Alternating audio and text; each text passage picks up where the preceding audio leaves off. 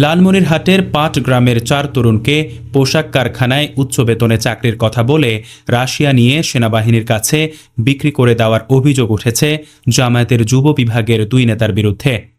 চরম উদ্বেগ ও উৎকণ্ঠায় দিন কাটানো যুবকদের পরিবারের সদস্যরা বিভিন্নভাবে চেষ্টা করেও সন্তানদের উদ্ধারে ব্যর্থ হয়ে মঙ্গলবার পাটগ্রাম প্রেস ক্লাবে সংবাদ সম্মেলন করেছেন।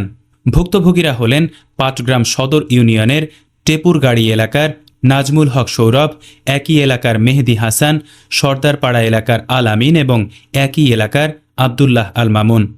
তরুণদের পরিবারগুলোর অভিযোগ, ঢাকা উত্তরার RS ইন্টারন্যাশনাল নামের একটি এজেন্সির মাধ্যমে রাশিয়ায় নিরাপদ ও বৈধ কাজের সুযোগ রয়েছে বলে তরুণদের প্রলোভন দেখান পাটগ্রাম উপজেলা যুব বিভাগের সভাপতি ইউনুস আলী এবং পৌর যুব বিভাগের সাধারণ সম্পাদক মাহিন ইসলাম।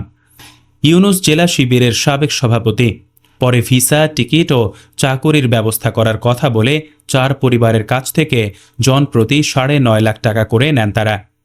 পরিবারের সদস্যদের অভিযোগ, বিমানবন্দর থেকে রুশ সেনাবাহিনীর সদস্যরা তরুণদের একটি হোটেলে নিয়ে গিয়ে পাসপোর্ট, ভিসা ও মোবাইল কেড়ে নেয়।